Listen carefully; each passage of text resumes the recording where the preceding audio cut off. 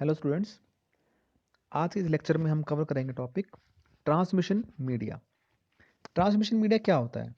Transmission media is a means through which we can send our data from one place to another और one computer to another. दो या दो से अधिक computers को या डिवाइसेस को नेटवर्क में जोड़ने के लिए हमें जिस माध्यम की जरूरत पड़ती है वो माध्यम क्या कहलाता है? Transmission media. वो मीडिया आपका वायर्ड या वायरलेस या किसी भी तरह का हो सकता है। Types of media. मीडिया के दो तरह के टाइप्स होते हैं ट्रांसमिशन मीडिया के, guided media and unguided media. Guided media को हम बेसिकली वायर्ड मीडिया कहते हैं और अनगाइडेड मीडिया आपका वायरलेस मीडिया की कैटेगरी में आता है। अब सबसे पहले हम बात करेंगे गाइडेड मीडिया या गाइडेड ट्रांसमिशन मीडिया के बारे में। It's a transmission media in which signals are transmitted to a specific path using wires और केबल। अब ये वायर्स और केबल्स क्या होती हैं? अब जैसे हमने टोपोलॉजीज में पढ़ा था कि तरह तरह की टोपोलॉजी थी, स्टार, बस, रिंग, मैश, हाइब्रिड। अलग अलग तरह की टोपोलॉजी में अलग अलग तरह की वायर्स या केबल्स की रिक्वायरमेंट होती है। पहले कैसी तरह की वायर आती थी, फिर कुछ आविष्कारों को थोड़ा अच्छी वायर्स क्वालिटी आने लगी। वायर्स की क्वालिटी और कैटेगरी में भी काफ़ी तरह के टाइप्स अवेलेबल होते हैं। Twisted pair cable. अब सबसे पहले हम बात करेंगे ट्विस्टेड पेयर। ये जो सिंपल बिल्कुल ऑर्डनरी सिंपल कॉपर केबल होते हैं आपकी, जो दो केबल आपके आपस में ट्विस्ट किए होते हैं, आप घरों में भी देखते होंगे। This cable is known as twisted pair cable. ये ट्विस्ट क्यों किया होता है? क्योंकि जब ये ट्विस्ट करते हैं हम केबल को, आपस में लिपटी होती तारें, तो जब इनमें से करंट या डाटा का फ्लो होता है तो इनके ऊपर आउटर मैग्नेटिक मटेरियल का मैग्नेटिक इंटरफेरेंस का इफेक्ट कम से कम हो, इसलिए इनको ट्विस्ट किया जाता है। These cables are still widely used to connect home and many business computers to the telephone company due to its low cost and easy of installation। ये सबसे सिंपल केबल होती है टेलीफोन के मीडिया। टेलीफोन जो connections होता है उनमें भी ट्विस्टेड पेयर केबल का काफ़ी यूज़ होता है इनमें। Twisted pair cable is use in older telephone network. पहले जो पुराने नेटवर्क थे आपके टेलीफोन्स, उनमें ट्विस्टेड पेयर केबल का यूज़ होता था, लेकिन आजकल जो है वो फ्लैट केबल आती है। फिर आता है आपके पास unshielded twisted pair UTP cable. अब अनशील्डेड में दो कैटेगरी होती है, यूटीपी और एसटीपी केबल।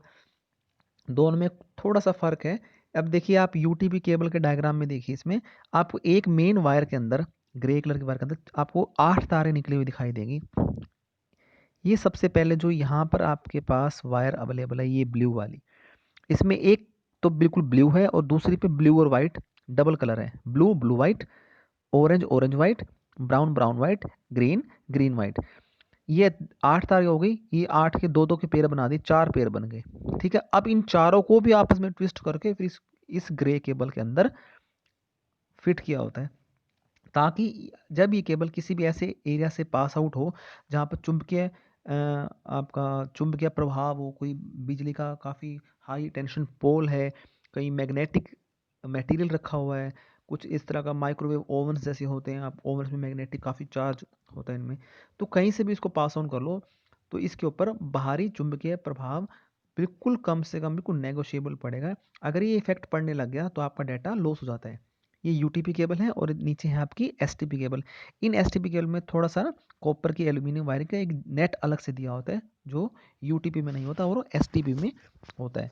ठीक है, अब टेलीफोन नेटवर्क के अंदर अब यूटीपी में भी यूटीपी कैटेगरी 1, कैटेगरी 2, एसटीपी में कैटेगरी 5 अप टू कैटेगरी 6 तक केबल आती हैं। अब कैट 6 मीन्स कैटेगरी 6 तक की केबल आने लग गई है। डीलिंग कंपनी की सबसे अच्छी टॉप क्वालिटी केबल मानी जाती है। तो जो पहले पहले यूटीपी के अंदर कैटेगरी 1 थी, वो ट्रेडिशनल टेलीफोन नेटवर्क के अंदर यूज होती थी। इनका एडवांटेज क्या है? सबसे लेस एक्सपेंसिव है, ease of installation and high speed copper base medium. इनके अंदर जो तारों के अंदर सबसे अंदर जो है मटेरियल है वो कॉपर होता है। Disadvantage, less protection for external interference. ऐसा नहीं है कि लेस इंटर क्या बोलते हैं इसको, इंटरफेरेंस है, बट क्या था कि यूटीपी केबल जो आज हमारे पास अवेलेबल है और जो सबसे पहले यूटीपी केबल अवेलेबल थी, उनमें आपस में क्वालिटी का बहुत डिफरेंस है। जो आज लेटेस्ट अपने पास यूटीपी या एसटीपी केबल्स हैं, उनमें तो बिल्कुल ही ना बराबर का मैग्नेटिक एक्सटर्नल इंटरफेरेंस कुछ भी नहीं होता उसमें। STP, shielded twisted pair. STP similar to UTP but with each pair covered by an additional copper braid jacket। देखिए फॉइल रैपिंग होती है इनके अंदर। जैसे आपने यूटीपी केबल में देखा, ये ब्लू और ब्लू व्हाइट का एक पेयर है, ठीक है, इसके ऊपर भी एक जाली लगा देंगे, दो इस एक पेयर के ऊपर। यहाँ पर जैसे सपोज आपका ये ग्रीन ग्रीन का है आपका ये, ठीक है, तो ये ग्रीन और ग्रीन व्हाइट आपस में लपेट, इसके ऊपर एक सिल्वर कलर की जाली है, इसी यहाँ देखिए आप, STP केबल में देख पा रहे होंगे ये सारा, और यहाँ पर भी देखिए ऐसे, ठीक है। अब ये ऑरेंज और ऑरेंज वाइट के ऊपर एक फिर से एल्यूमिनियम फॉइल लगा हुआ है ताकि ये ग्रीन और ऑरेंज भी आपस में इंटरफेयर ना करें, मतलब काफ़ी अच्छी प्रोटेक्शन प्रोवाइड कराई होती है इसमें। एडवांटेजेस क्या हैं? Better protection from cross talk जो हम बात करें ना, एक्सटर्नल इंटरफेस क्रॉस टॉक, आपस में सर्किट का वो टच ना हो। Secure data transmission, medium cost and faster than UTP. Disadvantages में आएगा इसका, ये थोड़ी कॉस्टली होती है केबल्स, डिफ़िकल्ट टू इंस्टॉल। ये डिफ़िकल्ट थोड़ा इंस्टॉल क्यों होता है? क्योंकि आपको पहले इसमें कॉपर का जो एल्यूमिनियम का जो फॉइल है ये उतारना होगा, फिर आपको वायर्स दिखेंगी, फिर इनको हल्का सा इनको छीलना पड़ता है, इसलिए इनको शील्डेड बोलते हैं, ठीक है। थोड़ी सी इंस्टॉलेशन में थोड़ा सा मुश्किल रहती है। नेक्स्ट है coaxial cable. This type of wire that consist of centre wire surrounded by insulation and then grounded shield of braid wire. देखिए अब ये जो आप केबल नेटवर्क में देखते हैं, ये कोएक्सियल केबल आपके घरों में जो डिश टीवी की केबल है या जो केबल की सिटी केबल की जो केबल्स आती हैं, दैट इज कोएक्सियल केबल। अब सबसे पहले होता है आउटर जैकेट, ये ब्लैक कलर का देख पा रहे होंगे आप, ये आउटर जैकेट है, ये जो हमें दिखता है। इसके अंदर क्या होता है? ब्रेडेड शील्ड, ये देखिए ये एल्यूमिनियम की जाली होती है, हम इसको छीलते हैं। फिर ये डाई इलेक्ट्रिक कोर आता है, ये फोम वाइट वाइट ये होता है फोम सा, इसको कट करते करते हैं। और अंदर सबसे अंदर क्या होता है?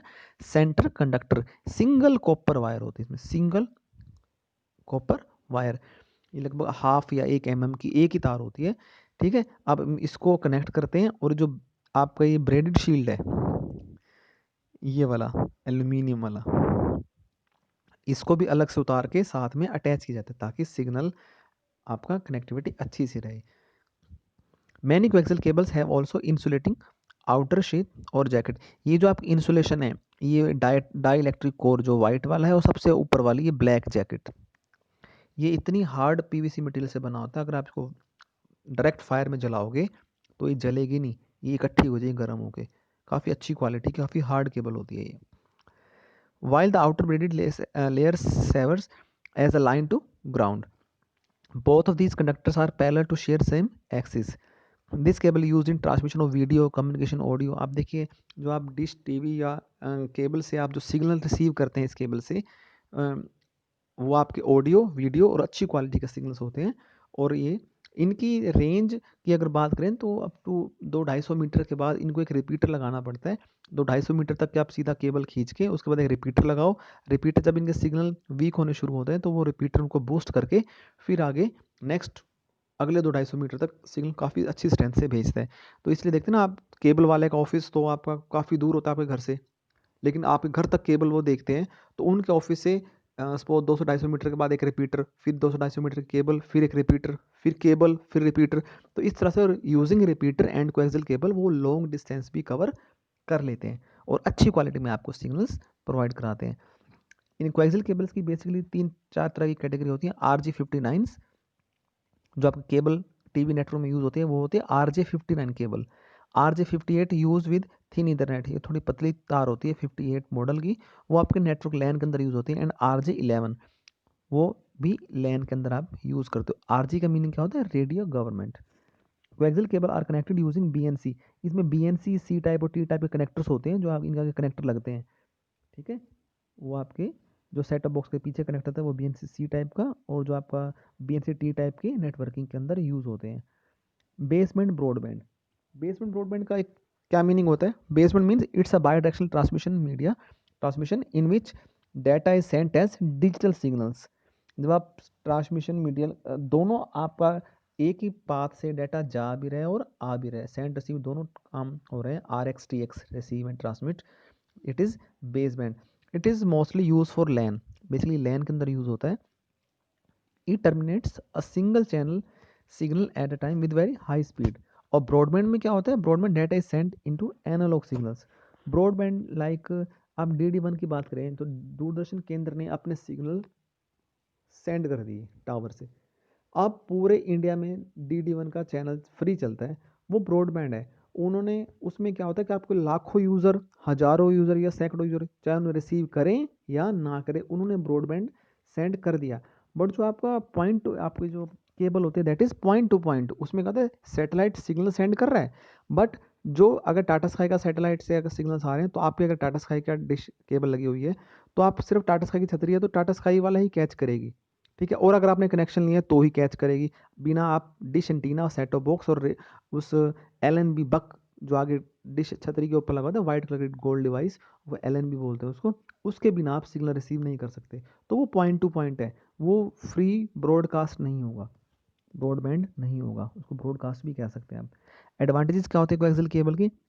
It's bandwidth is very high and these are use for long distance telephone lines. इनकी फ्रिक्वेंसी काफ़ी अच्छी होती है, 10 Mbps की स्पीड तक आपका डाटा को ट्रांसमिट कर सकते हैं और डाटा आपका बिना डिस्टर्ब हुए आपका आप आगे सेंड कर सकते हो। थोड़ी एक्सपेंसिव होती है इनको, और single cable failure can fail the network. हाँ, ये सबसे बड़ी बात है, अगर आपकी वायर में कहीं कट लग गया तो पूरी वायर ख़राब हो जाती है। अगर आपको कट करके ज्वाइन करोगे वो सिग्नल की क्वालिटी वो नहीं रहती जैसे कि नई केबल में होती है। अब नेक्स्ट बात करें हम फाइबर ऑप्टिक केबल। सबसे कॉस्टली, सबसे एडवांस केबल है fibre optic cable. Fibre optic cables are similar to coaxial cable. It works on properties of light, ये लाइट की प्रॉपर्टी पे काम करती है, लेजर लाइट की प्रॉपर्टीज में। Optical fibre cable uses glass और प्लास्टिक थ्रेड इंस्टेड ऑफ। सबसे अंदर, अब हम सबसे पहले बात करें, अब सबसे पहले ये, और इस डायग्राम में देखिए ऑरेंज कलर का है जो ये आउटर जैकेट पीवीसी का, उसके अंदर स्ट्रेंथ मेंबर एक, फिर एक जैकेट ग्रीन कलर की जैकेट दे दी, उसके अंदर फिर एक अपनी कोटिंग दे दी एक और हार्ड मटेरियल की, ठीक है। तीन तीन लेयर्स हो गई। उसके बाद क्लैडिंग होती है, क्लैडिंग एक कांच की नली होती है, क्लैडिंग एंड कोर, कोर अंदर कांच की नली, क्लैडिंग उसके ऊपर का रैप होता है। ये जो कोर है अंदर से बिल्कुल लास्ट कोर, ये फ्लेक्सिबल कांच होता है, बिल्कुल कांच, बस अंदर कोई वायर नहीं है इसके। इस कांच की नली के अंदर अब जितनी लंबी वायर होगी उतनी लंबी कांच की नली होगी। इसको आप पर्टिकुलर कुछ एंगल तक मोड़ सकते हो इस तार को, लेकिन पूरा अच्छे से मोड़ के दबा नहीं सकते, ठीक है। अगर इस कोर में क्रैक्स आ गई तो आपकी वो पूरी वायर खराब हो जाएगी। अब इस कोर के अंदर यानी इस कांच की बारीक नली के अंदर क्या है, लेजर लाइट चलती है और डाटा आपकी लाइट की स्पीड पे ट्रैवल करता है, up to 2 gigabits per second की स्पीड तक आप डाटा को ट्रांसमिट कर सकते हो। अब BSNL के पास भी अपना नेटवर्क है, फाइबर ऑप्टिक नेटवर्क, और उसके अलावा जियो का जो आप आजकल देखते हैं जियो फाइबर, गीगा फाइबर कनेक्शंस आ रहे हैं, जो वाईफाई राउटर लगाते हैं उनके पास ये पतली सी वायर दे के जाते हैं घर में। वो एक नई टाइप की फाइबर ऑप्टिक केबल है, उसमें वो ऐसे गोल तो नहीं, वो फ्लैट है ब्लैक कलर में, बट उसके अंदर ऊपर पीवीसी मटेरियल है, अंदर बिल्कुल बारीक सा बारीक बारीक कोर्स होते हैं, जो कोर्स आपके सिग्नल को सेंड और रिसीव करते हैं। Fiber optic cable comes in two modes, single mode fiber and multi mode fiber. Single mode fiber can carry single ray of light and thickness of core to 8 to 10 microns का इसका width होती है और ये single raise carry कर सकती है। Multi mode fibre में, multi mode fibre is capable of carrying multiple beams of light with 50 microns of thickness. ये थोड़ी मोटी केबल होती है फाइबर ऑप्टिक की। इसके एडवांटेजेस क्या है? System performance, greatly increase bandwidth and capacity. सबसे ज़्यादा कॉस्टली और हाई स्पीड केबल कौन सी होती है? Fibre optic cable. इसमें सबसे कम लोअर सिग्नल अटेनुएशन होता है। Immunity to electrical noise, immunize to noise, electromagnetic interference, radio interference, electrical interference, किसी भी तरह का इसको हार्श एनवायरनमेंट में, पानी के अंदर, ज़मीन के अंदर या ओपन में कहीं भी रख दीजिए, काफ़ी सेफ केबल है। And overall system economy. Disadvantages, fibre optic component are expensive, इनमें ट्रांसमीटर रिसीवर्स काफ़ी कॉस्टली होते हैं, उनको लगाना काफ़ी मुश्किल होता है, इनके लिए स्पेशल सिस्टम इंजीनियर्स की रिक्वायरमेंट होती है। अगर कहीं भी कोर में प्रॉब्लम आ गई तो वहाँ पर आप जो जॉइंटर लगाओगे वो भी काफ़ी कॉस्टली होता है। अब हम बात करेंगे अनगाइडेड मीडिया के बारे में। अनगाइडेड मीडिया क्या होता है? The type of communication media in which communication devices sends and receive data signals through air और वायरलेस मीडिया का जिसमें यूज़ होता है वो आपका अनगाइडेड मीडिया कहलाता है। अब आप इसमें वायर का यूज़ नहीं करेंगे, वायरलेस मीडिया से आप डेटा को ट्रांसमिट करेंगे या रिसीव करेंगे। The data is communicated in the form of wave, wave की फॉर्म में आपका डेटा सेंड या रिसीव होता है। The data signals are not bound to cabling media. अब इसमें रेडियो वेव्स, माइक्रोवेव्स और इंफ्रारेड वेव ट्रांसमिशन आता है। रेडियो वेव क्या होता है?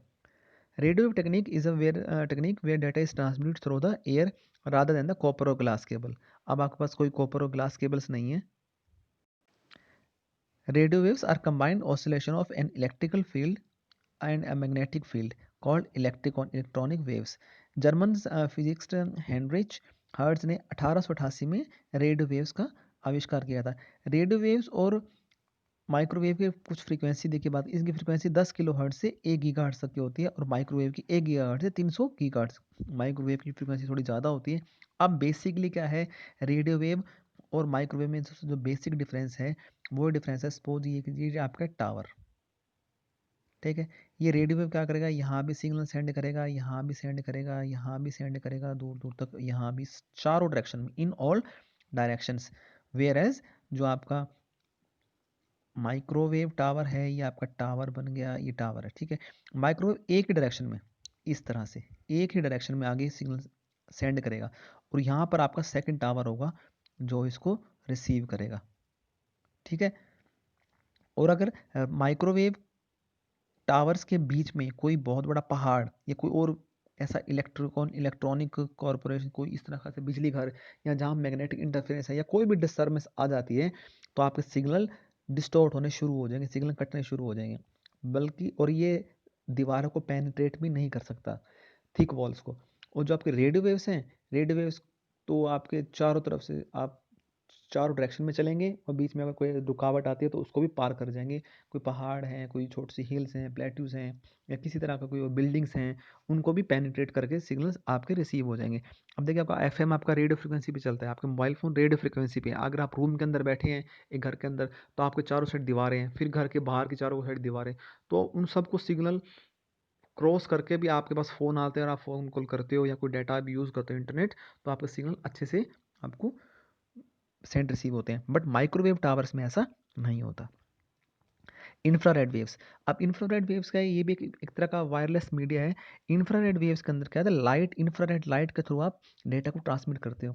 इनकी 300 गीगाहर्ट्ज से 400 गीगाहर्ट्ज तक की फ्रीक्वेंसी होती है, और ये शॉर्ट रेंज कम्युनिकेशन के लिए यूज़ होते हैं। अब जैसे टीवी का रिमोट है, आपको 10 मीटर तक, 15 मीटर तक काम करेगा, बट आपको उसको सामने सीधा रखना पड़ेगा तो वो काम करेगा, ठीक है। इंफ्रारेड वेव्स, इंफ्रारेड पहले एक मोबाइल्स में भी इंफ्रारेड का फीचर आया था नोकिया के मोबाइल्स में, कि आप दो मोबाइल को सामने सामने रखो और यूज इंफ्रारेड, आप एक मोबाइल से फोटो या सॉन्ग्स दूसरे मोबाइल में आप सेंड या रिसीव कर सकते हो, ठीक है। Infrared, infrared waves is use in variety of wireless communication. Suppose toys के अंदर, गेम पैड के अंदर भी इंफ्रारेड इनका वेव्स का यूज होता है।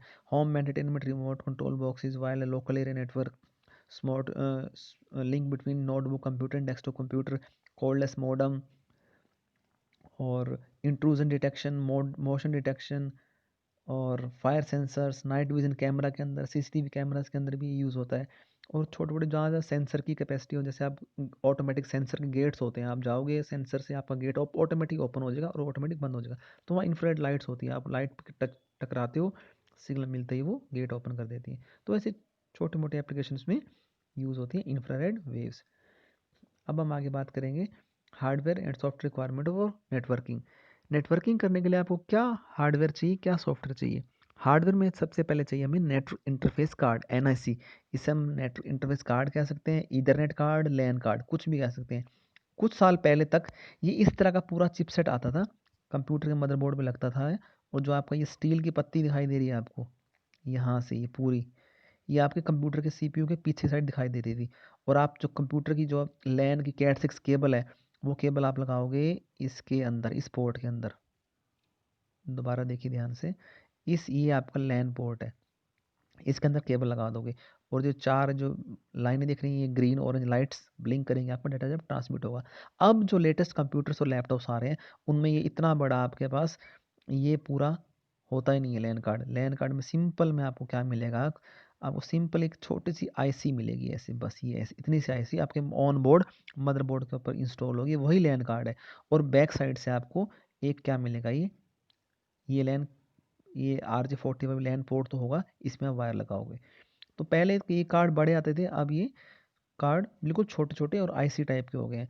बट है वो NIC, network interface card is the piece of hardware that allows to computers to connect with each other.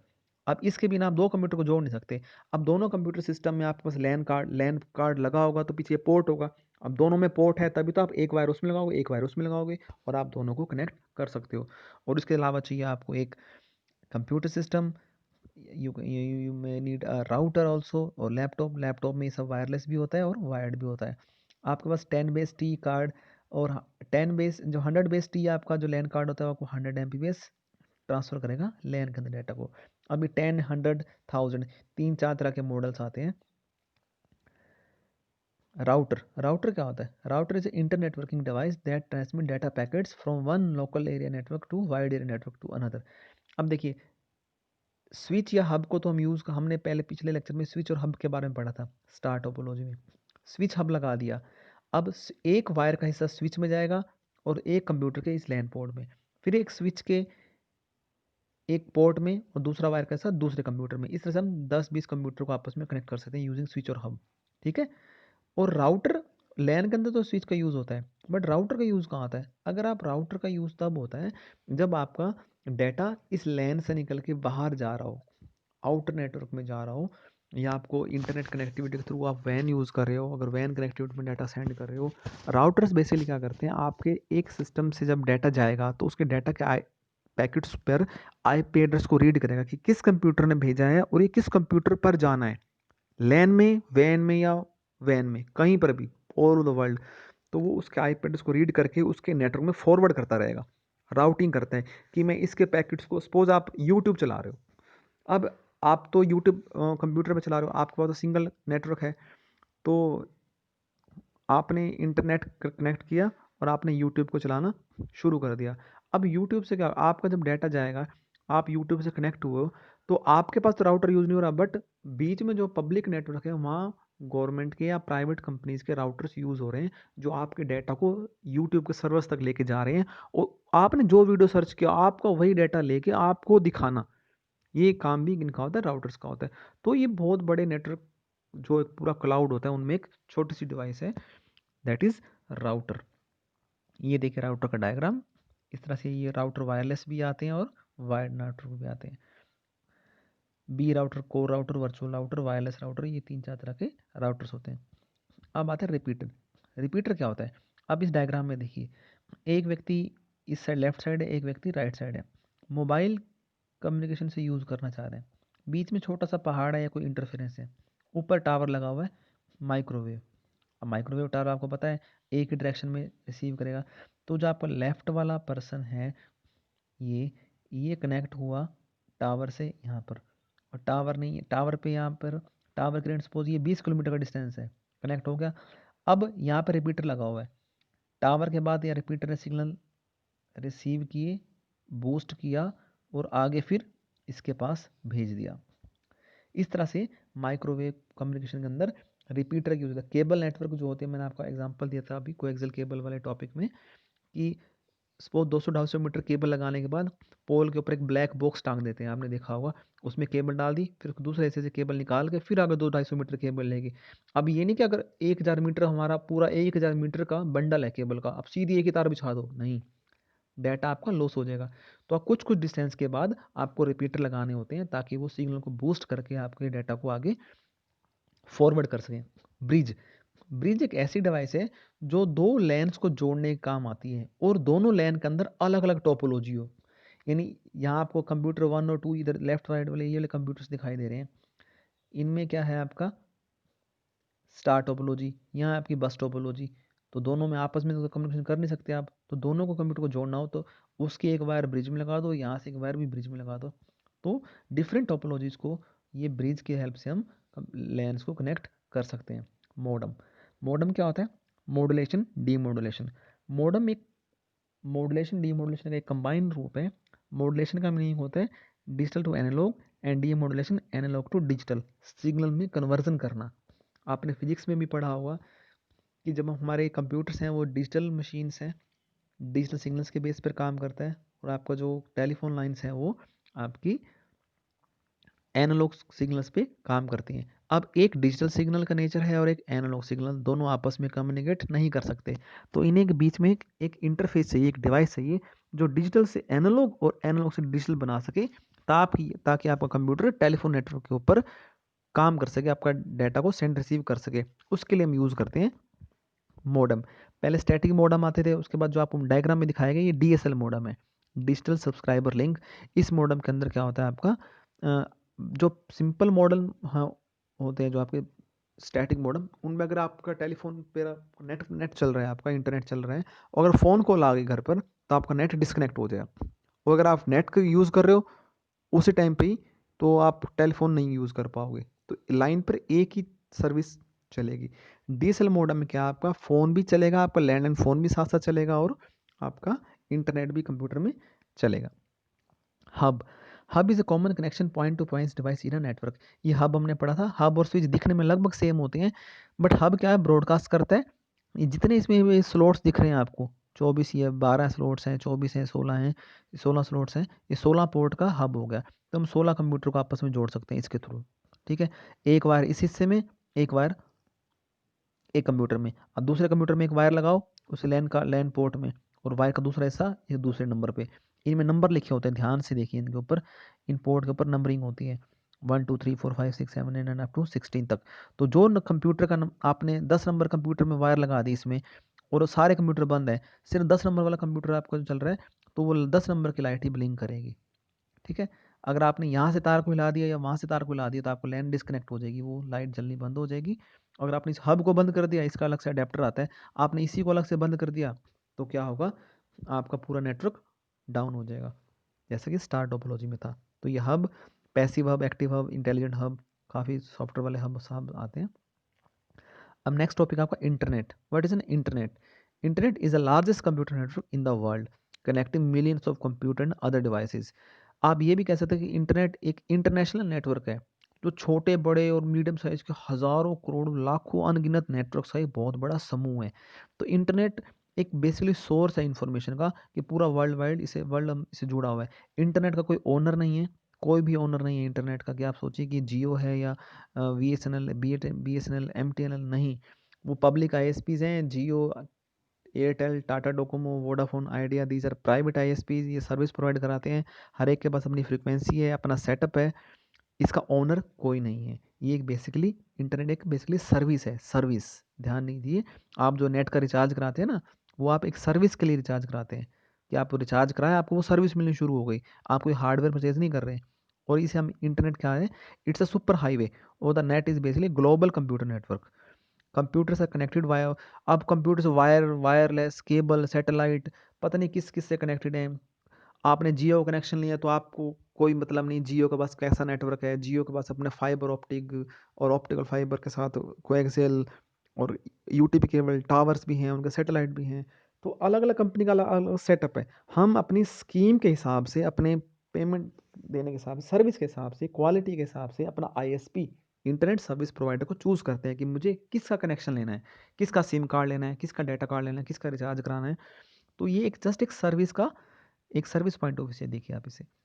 People from most remote areas have the ability to communicate and gather information from virtually anywhere in the world within seconds. आप seconds में पूरे world में से पूरे world की information ले सकते हो, कि कहाँ पर क्या हो रहा है। ऑनलाइन आते ही आप समझिए कि आप पूरे इंटरनेट के वर्ल्ड में आ गए। और आपने कई बार सोचा होगा कि world wide web, W is world wide web, ये इंटरनेट है। नहीं, वर्ल्ड वाइड वेब बेसिकली ये इंटरचेंजेबल है, बट दोनों सेम थिंग नहीं है। इंटरनेट और वर्ल्ड वाइड वेब थोड़ा सा अलग अलग है। इंटरनेट तो हो गया फिजिकल नेटवर्क, सभी कंप्यूटर्स का पूरा वर्ल्ड वाइड लेवल पर नेटवर्क, छोटे बड़े कंप्यूटर कंपनी सब आ गए इसमें, टावर्स भी आ गए, सैटेलाइट भी आ गए, सब कुछ आ गया इसमें। और world wide web is a virtual network websites connected by hyperlinks. ये जो जितनी भी वर्ल्ड में वेबसाइट्स हैं आपस में कनेक्टेड हैं, उनके हाइपरलिंक्स बने हुए हैं, वो से हम वर्ल्ड वाइड वेब कहते हैं। Websites are stored on servers. अब आप कोई भी वेबसाइट देखते हैं, अगर गवर्नमेंट की वेबसाइट तो गवर्नमेंट के सर्वर पे होगी, अगर किसी प्राइवेट कंपनी की वेबसाइट तो प्राइवेट कंपनी अपना सर्वर परचेज किया हुआ है। अगर आपने सपोज अपनी खुद की वेबसाइट बनवा दी, आप सर्वर तो ना परचेज करोगे, आपने उसको वेब होस्टिंग करा दी किसी भी और सर्वर पे। अब बहुत सारे लोगों का ऐसा बिजनेस भी है कि उनके पास सर्वर्स हैं, वो वेब होस्टिंग करते हैं, कि आप हमारे सर्वर पर अपनी वेबसाइट रखिए, आप सिर्फ वेबसाइट बनवाओ और हमारे सर्वर पे रखो, 4 से 5 हज़ार रुपये साल का किराया दो, और आपकी वेबसाइट चलती रहेगी पूरे world, all over the world. तो इस तरह से भी सेटअप है। Evolution of internet.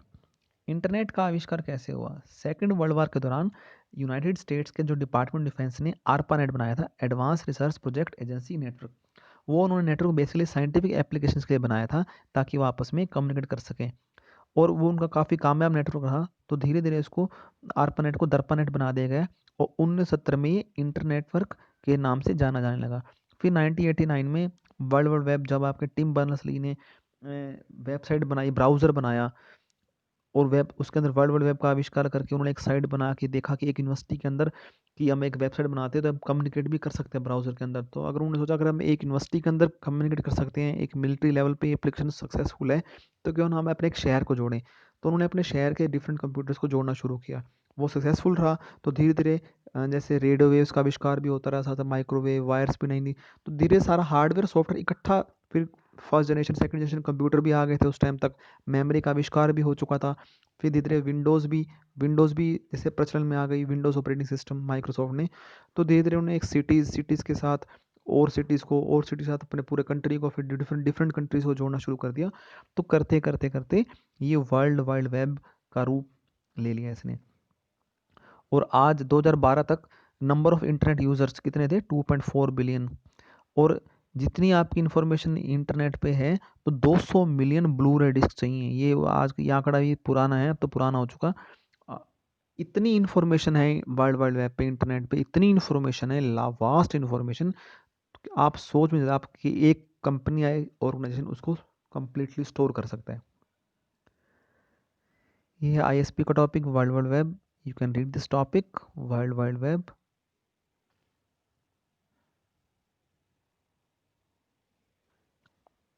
Okay, thank you.